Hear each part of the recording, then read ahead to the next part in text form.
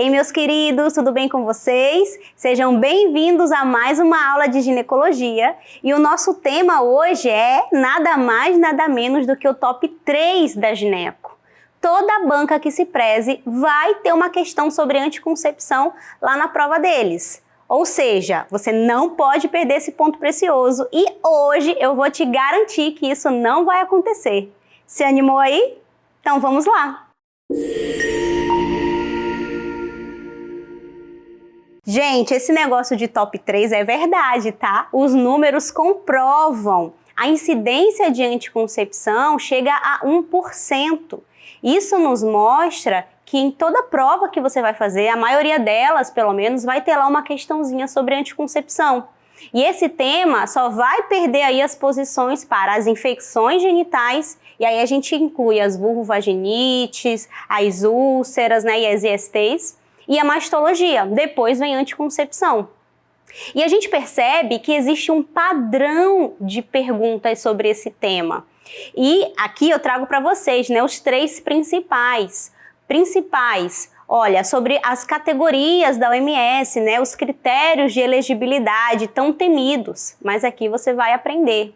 Segundo, as contraindicações aos métodos hormonais combinados, clássico. E terceiro, os LARCs, que são os métodos contraceptíveis reversíveis, os métodos contraceptivos reversíveis de ação duradoura, né, de longa ação. É basicamente sobre isso que eles cobram. E aí as questões vão te dar uma situação e vão perguntar qual é o melhor método para a paciente em questão, ou vão perguntar qual é o método que essa paciente não pode usar. Tá lembrando aí das questões que você já fez sobre isso? Beleza, então vamos começar a nossa aula com alguns temas muito importantes, alguns conceitos importantes. E o primeiro deles é o índice de Peele. O que é o índice de Peele? Vamos ver aqui, ó. O índice de Peele, ele vai avaliar a eficácia e a efetividade de um método. Agora vocês me perguntam, né, o que é eficácia e efetividade? Todo método contraceptivo, ele tem um uso ideal e um uso real. Concorda comigo? Por exemplo, a pílula, ela tem um uso ideal de ser ali certinho, bonitinho, no mesmo horário, né, no número de dias correto, pausa no número de dias corretos, e tem um uso real, onde a mulher muitas vezes esquece de tomar o comprimido ou toma atrasado, um horário que não está sempre ali correspondendo. Esse é o uso real, tá? Então a gente sempre vai ter nessa tabela, olha, sempre o uso perfeito, que seria esse uso ideal, e o uso habitual, que seria esse uso real. E aí esses índices que vocês estão vendo é a taxa de falha. Então o índice de Peele é a taxa de falha de um método. E como a gente calcula essa taxa? É a porcentagem de mulheres que engravidam em um ano usando esse método, tá? Aí uma pergunta, né, que vocês me fazem, Tabata, quais são os métodos mais eficazes, os que têm a menor taxa de falha? E vamos lá na tabela, ó, os que estão mais acima, os que são muito efetivos. E aí a gente tem os LARCs, né, o implante, a gente vai ver sobre ele, é o top 1, né, de efetividade, e a gente tem a vasectomia, que é um método cirúrgico, o DIU hormonal, que é um LARC, esterilização feminina, que é um método cirúrgico, e o DIU de cobre. Então a gente tem aí os LARCs e os métodos cirúrgicos, né, sendo os mais efetivos, ou seja, onde a gente tem uma efetividade, né, um uso ideal muito parecido aí com o uso real, que é o uso habitual, porque depende menos da mulher, né, para a sua ação ocorrer. Beleza? Mais conceitos importantes, critérios de elegibilidade da OMS, isso aqui é importantíssimo, vocês precisam aprender essa tabelinha. E não tem erro, gente, o que quer dizer, né? Quando a questão trouxer sobre os métodos de elegibilidade, né, os critérios, não fiquem com medo, porque são os mesmos de 2015 até hoje. Então, se eles citarem aí os critérios de elegibilidade, vão ser desses aqui que eles estão falando, tá? E as categorias, elas servem para a gente dizer se a paciente pode usar esse método ou se ela não pode usar esse método com base em alguma situação que ela apresenta, seja uma doença, seja uma situação da vida.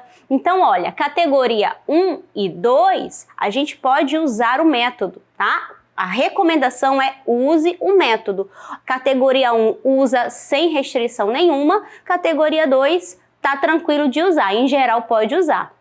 Quando a gente fala de categoria 3 e 4, aí a gente não pode usar o método, tá? Na categoria 3, olha, em geral, os riscos são maiores do que os benefícios. E na categoria 4, né, categoria 3 seria então a contraindicação relativa e a categoria 4, então a contraindicação absoluta, certo? Atente-se a isso. Categoria 3 e categoria 4 são contraindicações, ainda que a categoria 3 seja uma contraindicação relativa. Está contraindicado o método nessa situação.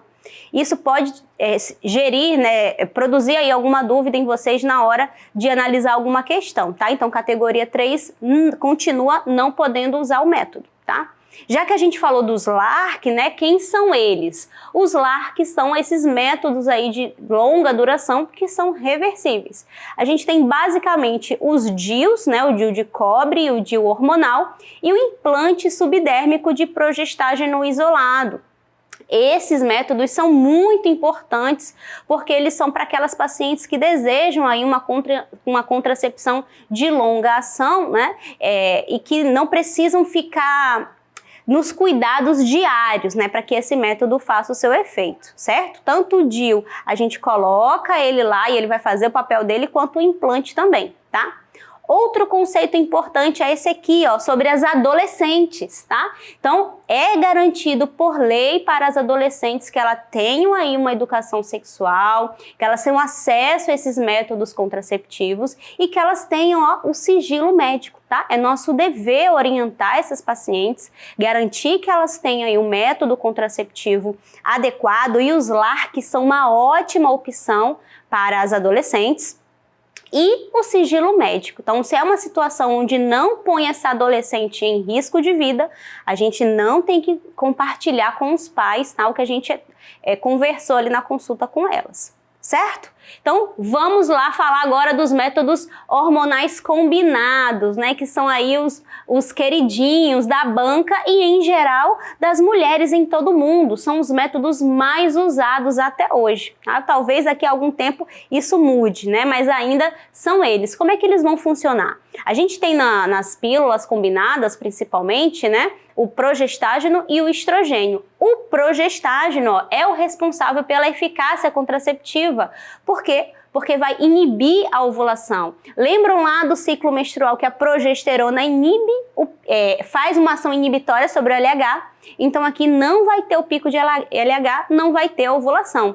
Além disso, o que o progestágeno faz? Olha, ele inibe aí, altera o muco, ele deixa o muco cervical mais espesso, vai inibir o endométrio, né, provocando uma atrofia endometrial, e vai alterar a motilidade das tubas uterinas. Todos esses são mecanismos de ação. O estrogênio, ele vai inibir o FSH. Lembra lá do FSH que faz o recrutamento dos folículos? Não vai ter esse recrutamento inicial. A vantagem do estrogênio é que ele dá um padrão mais previsível de sangramento, né? E de opções a gente tem o sintético, que é o etinil-estradiol, e o valerato de estradiol, né? Que também é um estrogênio natural, que também é uma opção aí para os métodos mais, vamos dizer assim, mais modernos, né? E quem são esses métodos hormonais combinados, né? Quais são as nossas opções? Nós temos então o contraceptivo oral, que é a pílula, né, tão famosa, o injetável mensal, que tanto tem progestágeno quanto o estrogênio, o adesivo e o anel vaginal, certo? Então, são esses, porque a questão da prova pode te perguntar, por exemplo, uma contraindicação, né? Uma paciente que tenha contraindicação aos métodos combinados, e lá nas opções vão estar essas opções para você sinalizar aí qual que não é. Então, se tiver anel, se tiver adesivo, se tiver um injetável mensal, você já vai saber que ele é um combinado, tem estrogênio e tem progesterona. Quais são os principais efeitos adversos dessa combinação aí, ó? Em geral, é pelo estrogênio, ele que é o vilão. E aí, ó, o efeito sobre a pressão arterial, né? A gente tem elevação dos níveis pressóricos, tem um efeito sobre o sistema, sobre hemostasia, né? Aumentando aí os fatores de coagulação e aumentando o risco de eventos trombóticos e outros eventos que são mais corriqueiros, né? Menos graves, vamos dizer assim, né? Náuseas e vômitos, cefaleia, alteração do humor e a mastalgia. Certo? Então a gente tem, já sabem quem são, né? Já sabem os principais efeitos colaterais deles. Agora vamos para as principais contraindicações, que aqui é um primeiro ponto alto da nossa aula, porque cai muito de todas as questões sobre anticoncepção. As que mais caem são as que cobram as contraindicações aos métodos combinados, tá? Muito mais, assim, em relação à pílula, né, que é o oral, é o ACO, vocês vão ver muito aí essa sigla, e os outros também, que estão esses que a gente falou aí, dessas opções. E aí, pessoal, eu tenho que apresentar para vocês a Dona Esther. A Dona Esther é só Jesus na vida dela, porque ela é a personificação de todas as contraindicações aos combinados orais, né? Aos anticoncepcionais combinados, hormonais. Vamos conhecer a Dona Esther? Vou apresentar para vocês. Ó, a Dona Esther é essa daqui. A Dona Esther, ela tem 40 anos, tá? Só que ela é lúpica, né? Ela tem um diagnóstico de lúpus com SAF, que foi feito aí há alguns anos já na vida dela. Ela é hipertensa, é diabética tipo 1 há mais de 20 anos, então ela adora um chocolate, mas ela sabe que ela não pode, né? Ela usa insulina, inclusive. Na infância, ela teve febre reumática e desenvolveu aí uma insuficiência mitral e tem fibrilação atrial, né? Tem essa complicação da valvopatia. Na adolescência, ela usou o anticoncepcional, né? Só que ela parou porque ela teve um AVC e descobriu um adenoma hepático que cresceu durante o uso. Ela teve que parar o anticoncepcional combinado, inclusive foi quando ela fez o diagnóstico de lúpus, de SAF. Então, assim, foi um período muito tenso na vida dela. Que mais, ó? Desde os 20 anos ela fuma, tá com esse cigarro aí na mão, pelo menos um maço por dia. E aí, ó, agora recentemente ela engravidou. Sabe por quê? Ela achava que com 40 anos não podia mais engravidar, então parou de usar o preservativo, que era o método que ela usava, que era recomendado, e engravidou. E durante a gestação, ela teve um diagnóstico de câncer de mama. Olha que situação da Dona Esther. Então ela teve o neném há 4 meses, né? Tá lá com o bebezinho no carrinho, está tratando o câncer de mama. E aí ela bateu o pé na cadeira, no pé da cadeira e quebrou o dedinho. Teve que engessar a perna. E por essa imobilização, ela desenvolveu uma TEV, né? Um tromboembolismo venoso, uma TVP no membro inferior. E agora que ela tá quietinha, ela tá pensando na vida dela, ela tá refletindo sobre isso tudo que ela viveu, né, sobre esses hábitos dela. E aí, então, agora que vocês já conhecem a Dona Esther, fica mais fácil, porque uma mulher dessa, gente, tudo bem que a gente, né, aflorou aqui algumas situações, mas não é impossível da gente encontrar uma mulher com muitas comorbidades assim, né? E a gente tem que decidir se a gente vai prescrever um método combinado para ela ou não, tá? Essa mulher pode usar hormônio ou não. Então, a Dona Esther, vocês já viram que ela tem vários motivos para não usar método hormonal combinado, tá? Então, vamos revisar novamente essas contraindicações e vocês vão perceber que vocês vão entender melhor. Então, olha, quando a gente fala de pós-parto, primeira pergunta é: paciente está amamentando ou não? Se ela estiver amamentando, são 6 meses que não pode usar o estrogênio. Se ela não estiver amamentando, 21 dias apenas, certo? Então cai para 3 semanas. O tabagismo, ele é contraindicado se a mulher tem 35 anos ou mais, tá? Vocês vão pensar aí na quantidade de cigarros, mais do que 15, menos do que 15, tem uma história dessa. Mas a quantidade de cigarros não torna o tabagismo uma situação que a paciente possa usar. Então tá sempre contraindicado se ela tem 35 anos ou mais, tá? A quantidade de cigarros é só se vai ser uma contraindicação relativa ou absoluta. Então menos do que 15 é categoria 3, mais do que 15 categoria 4. Então, olha, hipertensão arterial, aí não tem jeito, paciente hipertensa não pode usar método combinado hormonal. Olha que coisa, na clínica da família, no posto, você provavelmente viu uma hipertensa usando aí uma pílula combinada, por exemplo. Essa paciente não pode, mesmo se a hipertensão estiver controlada, certo? Ó, história de TVP, né, ou alguma trombofilia conhecida, essa paciente não pode usar o método combinado, assim como se ela teve história de infarto, né, ou AVC. A doença valvar cardíaca, ela tem que ter alguma complicação, tá? Então, por exemplo, um prolapso de válvula mitral, né, uma insuficiência mitral leve, ok. Agora, se tem fibrilação atrial, se tem hipertensão pulmonar, se tem um risco aumentado de endocardite, é uma valvopatia complicada, aí não pode usar, certo? O lúpus. O lúpus, por si só, ele não é uma contraindicação. Agora, se a paciente tem SAF, que é a síndrome de anticorpo antifosfolipídio, né? Vocês sabem isso melhor do que eu. Ela não pode usar, tá? Lúpus com SAF, o paciente não pode usar o método combinado. Ó, migrânia, né, que é a enxaqueca. Enxaqueca sem aura é uma situação, enxaqueca com aura é outra situação. Se essa paciente tem aura, se ela tem alteração visual, principalmente, né, aí os pontos cintilantes, os escotomas, ela não pode usar esse método combinado em nenhuma idade. Beleza? Agora, se ela tem enxaqueca, mas não tem aura, no seu enunciado vai estar lá, da questão descrito. Se ela não tem aura, a idade onde passa a ser uma contraindicação é a partir de 35 anos, assim como lá no tabagismo, tá? Então 35 é uma idade bem interessante aqui nas contraindicações. Câncer de mama, never, nunca, jamais essa paciente vai usar hormônio na vida dela, né? Mesmo que seja só o progestágeno isolado, a gente vai ver mais pra frente. Diabetes, ela tem que ter alguma lesão de órgão-alvo, alguma retinopatia, por exemplo, ou ter a doença há mais de 20 anos, né? Uma doença de longa data.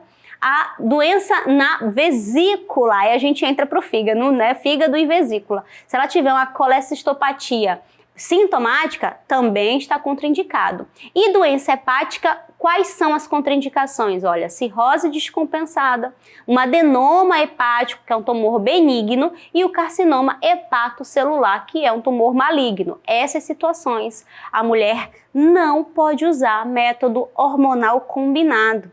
E aí agora vocês vão sempre lembrar da Dona Esther, né? Porque ela é a personificação da maioria aí, se não todas, né? Das contraindicações ao uso dos anticoncepcionais hormonais combinados. Beleza? Aí vocês vão me perguntar, mas Tabata, e os anticonvulsivantes? Tem uma história dessa de anticonvulsivante? É verdade, tem sim. Quais são os anticonvulsivantes que a gente não pode juntar com anticoncepcional, principalmente via oral? Vamos lá na tabela, ó. Carbamazepina, topiramato, fenobarbital e a fenitoína. Esses 4 não podem se bater com estrogênio, porque vai alterar tanto a ação dos anticonvulsivantes quanto a ação do hormônio, né, para anticoncepção. Então, para essa mulher, vai estar lá, né, a paciente tem epilepsia, está em uso de carbamazepina, né, qual é o melhor método contraceptivo para ela? Questão de prova clássica. Então, para essa mulher, não vai ser oral, vai ser parenteral, seja injetável, vamos lá, ó, seja injetável, né, trimestral, seja o injetável mensal com estrogênio natural, ou o implante, ou o DIU de cobre, ou o DIU de levonorgestrel, tá? Essa paciente, ela só não pode ter estrogênio entrando pela boca, certo? Para não ter convulsão e para não ter bebê, tá? Então, esses 4 anticonvulsivantes precisam, né, eles precisam de um contraceptivo aí que seja não hormonal, no caso do DIU de cobre, ou se for hormonal, que seja parenteral, seja o implante, seja injetável. Beleza? Então, a gente tem que falar também do ácido valproico, ó, porque o ácido valproico também está aí nesse meio, né, dos anticonvulsivantes, ele já não tem interação com nenhum, então pode tudo, tá? A lamotrigina, que é uma outra droga também muito usada, a gente tem que lembrar sempre do estrogênio. Então, a gente vai usar os métodos com progestágeno isolado ou não hormonais. Resumo da ópera: paciente com diagnóstico de epilepsia, sempre o melhor, né? As questões elas vão perguntar qual é o melhor método, né? Porque muitas vezes vai ter mais de um possível, né? Por exemplo, a paciente aqui em uso de anticonvulsivante. Tem vários possíveis, mas qual é o melhor? O melhor é o método não hormonal. Então, para essa mulher, por exemplo, um DIU de cobre seria a melhor opção aí de contraceptivo. Beleza? Então, já que a gente falou aí dos métodos combinados, agora a gente vai falar dos métodos com progestágeno isolado, tá? Então, a gente começa, ó, pela pílula, né, que é o oral isolado. Aqui a gente tem algumas opções. A noretisterona, que é conhecida como a mini pílula, ela quase não é mais usada, tá? Então a gente usa aí como uso contínuo, né? Sempre progestágeno isolado vai ser uso contínuo. O desogestrel, clássico desogestrel, você vai ver paciente que é hipertensa, né? Depois dos 35 anos que fuma, ou depois dos 40, né? Ou que tá amamentando, o desogestrel é clássico. E uma nova opção que agora a gente tem no mercado é a drospirenona aí com pausa ou contínuo, tá? Então, antes, até o desogestrel, o progestágeno oral era contínuo sempre. Com a drospirenona, que é uma droga nova no mercado, é possível aí fazer a pausa e ter um sangramento mais orientado, tá? Mais regularizado. A gente vai ver já já os principais efeitos adversos, né, desse uso. Olha, o progestágeno injetável trimestral também é uma opção, tá, dessa droga isolada do progestágeno. Só que a gente tem alguns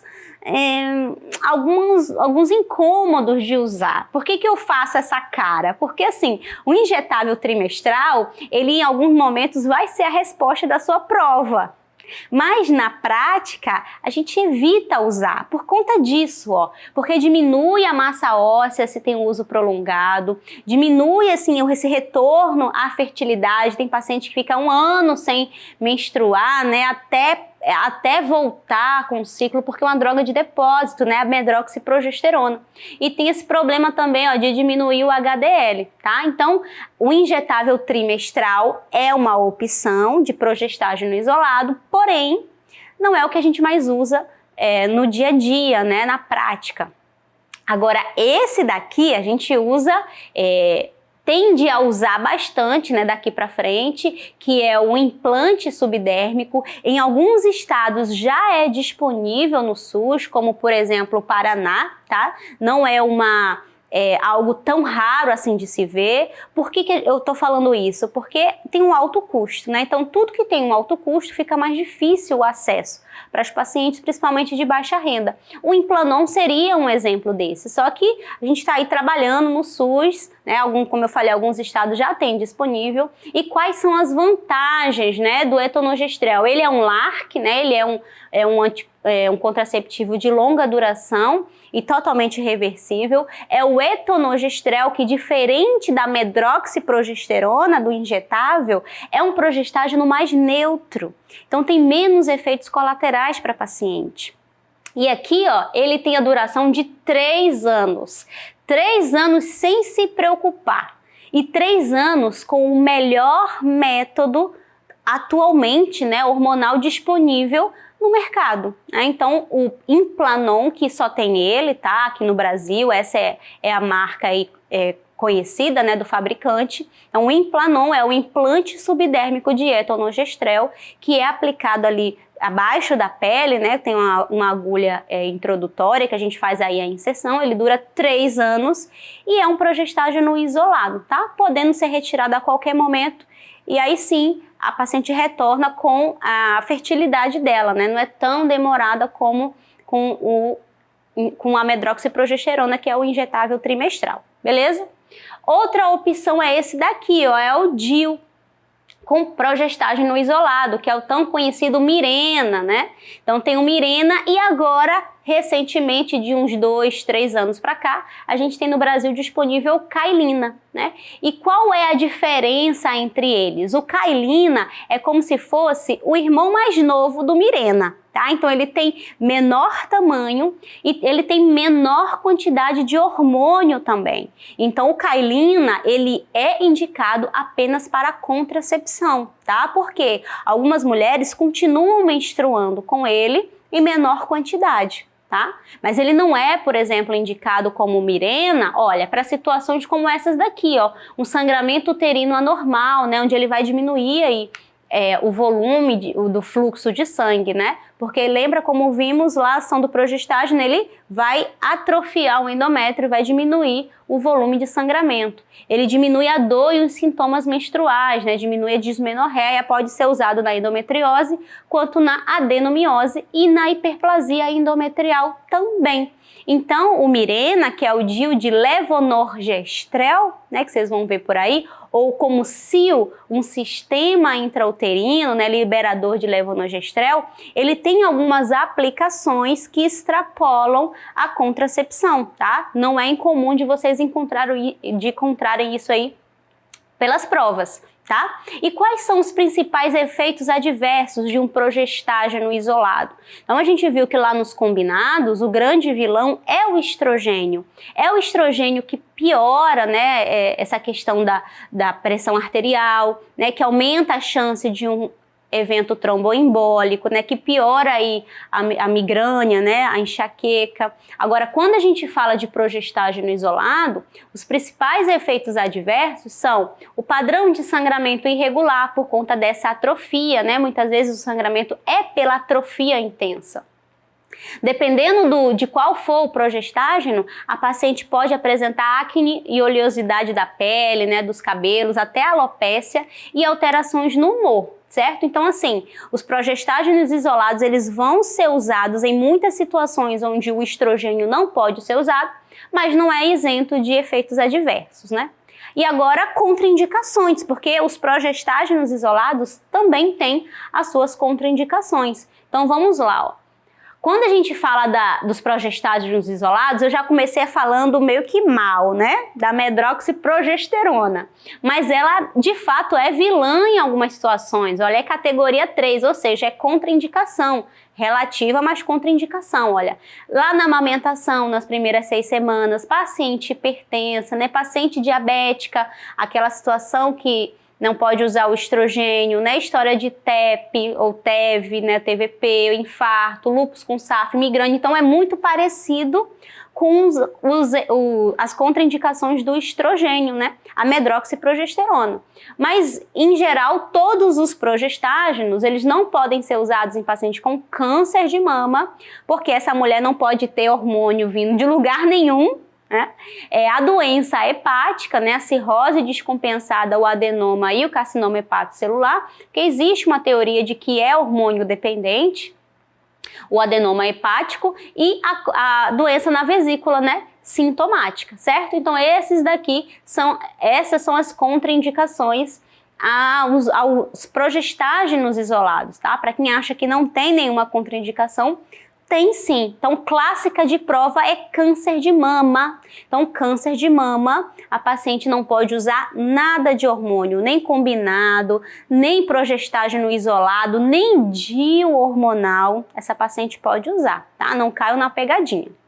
Bom, então agora nós vamos começar a falar dos LARC, né, que são os contraceptivos de longa duração totalmente reversíveis. E aí eu começo falando sobre o DIU de cobre. Nos últimos anos, muitas mulheres têm aderido ao DIU de cobre e as bancas perceberam isso. Então, nesses últimos anos, aumentaram muito o número de questões sobre os DIUs, né, e vocês precisam saber também. Então vamos lá, ó. O DIU de cobre é uma contracepção irritativa, inflamatória e espermicida pela ação do cobre. O cobre ele começa a ser liberado dentro do útero assim que a gente faz a inserção, tá? tá? E ele pode durar até 10 anos, depende do tamanho do DIU, tá? Mas o disponível no SUS dura 10 anos. Quais são os principais efeitos adversos do cobre, né? A paciente vai referir, ela pode referir o aumento das cólicas e o aumento do fluxo menstrual. Isso é para todas as mulheres? Não. Então existe um perfil, certo? Então, olha, uma questão que te apresenta uma paciente que já sofre com cólica, que já tem o fluxo aumentado, o DIU de cobre vai ser uma opção para essa mulher? Pode até ser, mas não vai ser a melhor, como as questões gostam de perguntar, tá? Então, vocês têm que estar atento aí às comorbidades, à situação clínica dessa mulher, para poder saber qual é o melhor método indicado para ela ali, certo?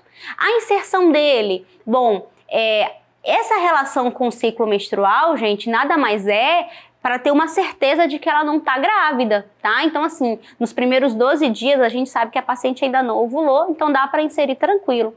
Fora disso, ele pode ser inserido com um exame de gravidez, tá? Então, para todos os efeitos, o DIU de cobre, assim como qualquer DIU, né, o de levonorgestrel também, pode ser inserido a qualquer momento do ciclo se essa paciente tem aí um exame comprovando que ela não está grávida, certo? Então esse aqui é o DIU de cobre. E olha só, vocês gostam de mnemônico, né? Vamos falar do DIU de cobre? Vamos, tá. Eu criei um mnemônico, né, para vocês não esquecerem das principais aí características do DIU de cobre. E qual é o mnemônico? É cobre.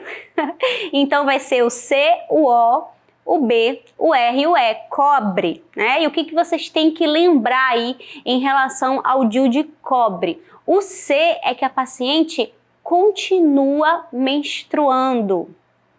Beleza? Não existe interferência no ciclo menstrual dessa mulher. O O é porque ela ovula. Não há alteração no ciclo menstrual, então a ovulação está garantida, certo? O B, gente, é que essa paciente ela pode sentir uma baita dor, que inclusive pode ser o motivo que faça ela querer tirar o DIU, certo? Então, depois da baita dor, a gente tem um R, que é o R de que ela pode reclamar do aumento do fluxo. Então, a maioria das mulheres que percebem que o fluxo aumentou, elas levam de boa. Agora, a dor é o que pode fazer elas desistirem do método, certo? E o E é de espermicida. É o efeito do cobre no útero. É assim que ele impede aí a ovulação, a fecundação, né? Ovulação não, a fecundação. É o efeito espermicida do cobre que vai matar aí os espermatozoides, então não vai haver fecundação, certo? Então falamos do DIU de cobre, agora vamos para o DIU de levonorgestrel, o DIU hormonal ou o nome comercial que é o Mirena. Como que o Mirena, né, o DIU de levonorgestrel, ele age? Ele vai espessar o muco cervical e vai provocar uma atrofia endometrial, ele vai inibir o endométrio. Lembra que a gente viu isso lá no início, a ação da progesterona? Beleza, é isso daí. Então, olha, a gente tem dois tipos que eu falei para vocês, né? O Mirena, que ele é maior, tem mais hormônio, dura 5 anos e tem esses efeitos, esses benefícios que são para além da contracepção. O Cailina, que agora você já conhece, ele é menor, tem uma menor quantidade de hormônio, quase o terço, né? Também dura 5 anos e ele é basicamente para contracepção, certo? Quais são os efeitos adversos? O sangramento irregular, né? A amenorreia é um efeito adverso que muitas vezes é o que a maioria das pacientes quer, né? Só que não é 100%. Além disso, essa paciente, pelo efeito do progestágeno, que cai na corrente sanguínea, tá? Ele tem ação tópica local dentro do útero, mas o levonorgestrel cai na corrente sanguínea. E o levonorgestrel é um progestágeno de ação androgênica. Então, o que essa paciente pode apresentar? Ó, cefaleia, acne, ganho de peso e alteração do humor, tá? A inserção, como eu falei para vocês, ela vai independer do momento, né, do ciclo, se a gente tem certeza que essa paciente não está grávida. Beleza? E aí vocês vão querer saber se tem mnemônico para o DIU de hormônio também, né? E Temos sim! A professora aqui se esforçou, né, queimou alguns neurônios e a gente conseguiu criar um mnemônico para vocês não esquecerem as principais características do DIU hormonal, que é, por assim dizer, né, mais popularmente conhecido como Mirena, né? Então vamos lá. Mirena é o nosso mnemônico. M de melhora a dor, né? Esse efeito aí, além da contracepção, né? Melhora a dor. O I de inibe o endométrio. É a ação de atrofia endometrial que o Mirena tem. O R é de reduz a dor. Então, aquela paciente que sofre com dismenorreia, que tem um fluxo aumentado, para essa paciente, se ela não tiver contraindicação ao uso de progestágeno, qual que é a melhor opção? Um DIU de cobre ou um DIU hormonal? Agora já está fácil decidir, né? Então, ele reduz a dor. O E de espessamento do muco. Lembra que é outra ação do progestágeno, né? Da ação da progesterona aí. O ND, agora olha só, não trata TPM. Apesar de ser um método hormonal, o Mirena ele não trata TPM porque ele não impede a ovulação em todas as mulheres. Algumas pacientes vão ciclar, né? Vão ovular, vão ter os sintomas de TPM. Quem nunca se perguntou, né? Uma mulher em amenorreia com o seu Mirena lá, e ela pode falar para você, nossa, mas eu tenho sintomas de TPM, parece que eu tô ovulando. E é verdade, ela só não vai menstruar por conta da atrofia endometrial. Certo? Entenderam agora? E o A do Mirena é de acne, que é algo que ela pode aí apresentar ao longo do uso do Mirena, certo? E pode ser algo que incomode tanto a paciente que ela possa querer tirar também, querer trocar o método por conta desse efeito colateral. Show? Então fechamos essa parte aí dos DIUs, agora vamos às contraindicações, porque existem também essas situações e é questão de prova. Vamos lá, ó. Quais são as situações onde a gente não pode inserir um DIU nessa paciente, seja hormonal ou seja não hormonal? O momento do pós-parto. Lembra comigo? Até 48 horas ou após 4 semanas elas podem colocar, a gente pode, né, inserir o DIU. Então, entre 48 horas e 4 semanas, a gente não vai inserir o DIU nessa paciente porque tem um aumento do risco de expulsão. Além disso, olha, se essa paciente teve uma coroamnioniite, uma sepse, um aborto infectado, hemorragia puerperal, são situações onde não dá, né? Não vamos aí colocar um corpo estranho no útero dessa paciente. Outra situação são as infecções pélvicas. Então, a paciente com cervicite atual ou DIP atual, a gente não vai colocar o DIU dela. Então, se o enunciado da questão traz que a paciente, ao exame, tem sinais sugestivos de DIP ou de cervicite, naquele momento está contraindicado, tá? Ela pode ter planejado, tudo bonitinho. Na hora do exame, na hora da inserção, se ela tem sinais de infecção pélvica, a gente não vai colocar o DIU, tá? Sangramento vaginal sem investigação. Tem como, né? O paciente está sangrando, a gente não sabe se é um câncer ou não. Porque se for um câncer, nesse momento do diagnóstico, a gente não vai colocar um DIU, né, no útero da paciente. Agora, olha uma exceção. Se essa paciente tem neoplasia intraepitelial lá no preventivo dela, né, o NIC1, o NIC2, ela pode usar até o NIC3, ela pode usar o DIU, a gente pode inserir, tá? Agora, se ela tem um diagnóstico de câncer de colo e aí vai começar o tratamento, a gente não pode colocar. Então, uma coisa é lesão intraepitelial, outra coisa é câncer de colo de útero, né? Agora, olha outra situação. Se essa paciente usa DIU e ao longo da vida dela, né, ao longo desse uso, ela desenvolve o câncer de colo de útero, e aí, o que a gente faz? Tira ou deixa o DIU? A gente pode deixar o DIU nessa mulher, tá? Não precisa tirar o DIU, ela pode fazer o tratamento dela com o DIU lá dentro do útero. Assim como um câncer recém-diagnosticado de colo de útero e de ovário impede a inserção de um DIU no útero dessa paciente, Outras situações também impedem, como a doença trofoblástica gestacional, seja benigna ou maligna. Claro que esse tratamento precisa de anticoncepção, mas não vai ser DIU. E outra questão clássica de prova, caiu recentemente e sempre vai cair, são as alterações da anatomia uterina. Olha aqui, ó, a distorção da cavidade uterina, seja por um mioma ou seja por uma malformação uterina, é uma contraindicação formal ao uso de DIU, certo? Então, essas são as contraindicações, seja de DIU hormonal, seja de DIU não hormonal. Porém, como vocês já sabem, né, já dei aí um spoiler, o DIU de levonorgestrel, ele contém aí o progestágeno e os progestágenos também têm contraindicações. Então, existem contraindicações específicas, olha, aos DIUs, né, hormonais de levonorgestrel. E são as mesmas dos progestágenos, paciente com câncer de mama, com alguma doença hepática e com doença na vesícula sintomática. Certo? Então essas são as contraindicações. Já falei de algumas situações específicas, né, como as lesões intraepiteliais, né, se a paciente pode ou não colocar, e vocês já viram que pode. Agora tem outra situação específica que vira e mexe cai em questão de prova, que é uma paciente que está em uso de DIU e desenvolve uma doença inflamatória pélvica. Assim como naquele momento do diagnóstico, a gente não pode colocar, agora a gente tem aqui outra situação. Essa paciente usa DIU e desenvolveu uma DIP. E aí, o que vocês fazem? O que tem que ser feito?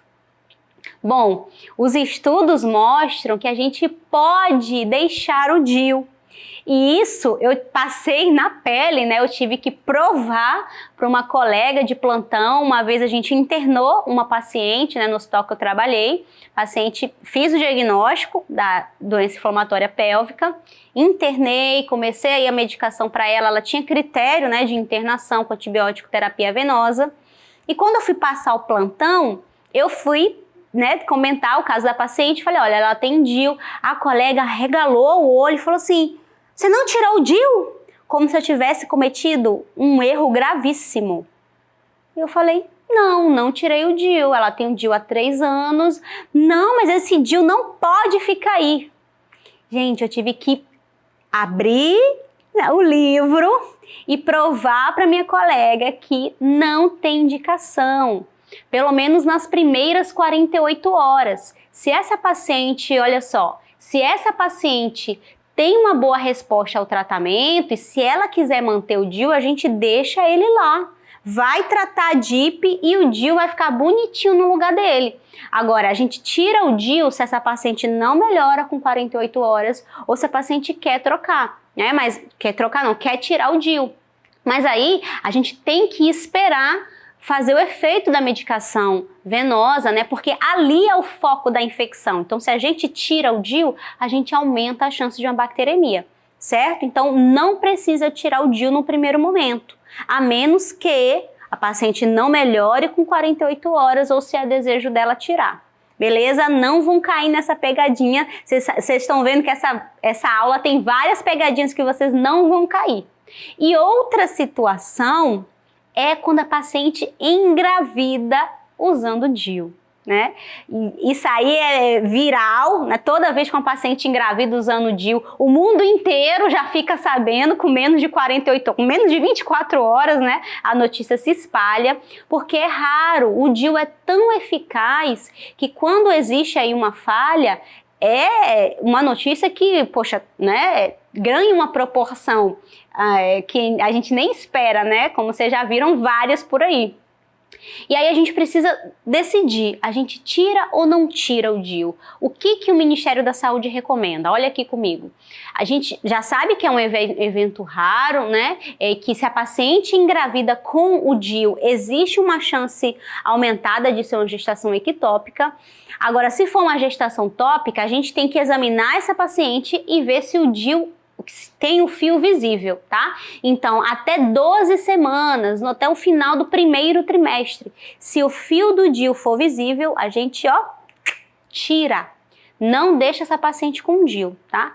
Agora, se a gente examina essa paciente, faz um exame especular e a gente não consegue ver o DIU, o que a gente tem que fazer? A gente vai manter o DIU, tá? Só que a gente vai orientar essa paciente que existe um risco maior de abortamento, um risco maior de um parto prematuro e de infecções, certo? Mas não deu para ver o fio, o DIU fica. Deu para ver o fio, tá até 12 semanas a gente tira, tá? Então a gente acaba aqui essa parte dos DIUs, né? Vocês já viram aí os mnemônicos, já viram como eles agem, essas situações especiais, vocês não vão cair mais na pegadinha. E agora chegou aquela hora final da aula que a gente vai já, né, desacelerando de tanta adrenalina que é para pegar isso tudo, né? Então agora a gente vai falar dos métodos comportamentais, né, os métodos de barreira. Então a gente começa falando dos métodos de barreira. Classicamente, o preservativo, né, masculino, o feminino e o diafragma. A gente tem que lembrar que o preservativo, seja feminino ou masculino, são a principal indicação de prevenção de IST, tá? O diafragma, ele caiu em desuso e tem voltado pouco a pouco, tá? Então, se vocês aí encontrarem uma mulher que hoje, atualmente, está usando diafragma, não se assustem, tá? Não é coisa do passado, mas não, tem voltado aí essa questão do diafragma, beleza? Métodos comportamentais, aqui tem vários, né? Existe uma corrente, né, que defende isso e tá tudo bem. Cada mulher escolhe o método que ela entende que é melhor para ela, né? Nos cabe orientar e saber a taxa de falha de cada método. Então, método comportamental, muita gente fala, né, que é para mulher que quer engravidar, né? Que quer engravidar, então ela vai ali saber estimar o período fértil dela. Então vamos lá, ó. Temperatura basal, né, que é o aumento aí da temperatura após a ovulação, que é um aumento constante de no mínimo 0,2 graus Celsius, 0,2. O muco cervical, isso a gente estuda na aula de ciclo menstrual, vocês lembram? Então aquele muco transparente, né, tipo clara de ovo, é o do período fértil. Então, nesse momento, a mulher aqui, como método comportamental, não vai ter relação, tá? As que querem engravidar, esse é o momento. O Ogno-Knaus, ele vai estimar o período fértil. É muito raro cair em prova. Eu vi, acho que uma questão só perguntando, né, sobre esse método. Ele é um pouco confuso, porque assim, essa mulher, ela precisa ter o controle rigoroso do ciclo menstrual dela. Ela tem que ser um reloginho praticamente, né, para ter segurança que esse método vai funcionar. E como é que a gente faz, ó? De uma análise aí de pelo menos uns 6 meses, a gente pega o ciclo mais curto e vai diminuir 18. Esse é o primeiro dia do ciclo fértil, né, do período fértil dela. O ciclo mais longo a gente vai diminuir 11 e aí vai ser o último dia fértil dessa mulher, tá? Então fazendo essa análise dá pra gente calcular aí o período fértil, tá? E o sintotérmico é meio que uma junção de tudo, né? O muco cervical com o calendário, né, o Ogno-Knaus e a temperatura basal. Certo? Métodos, então, comportamentais. Outro método, né, que a gente tem que lembrar e tem que saber é a amenorreia da lactação. É esse daqui, ó, porque os primeiros meses de pós-parto, de fato, existe essa inibição do ciclo menstrual por conta da prolactina. Mas aí, ó, a mulher tem que estar em aleitamento materno exclusivo, certo? Para a gente garantir que ela não vai ciclar. Porém, gente, tem como garantir que uma mulher não vai engravidar na amenorreia da lactação? Não tem como, tá? Então a orientação, se essa mulher não quer engravidar nesse período aí do pós-parto, ela tem que adicionar um método contraceptivo mais eficaz, certo?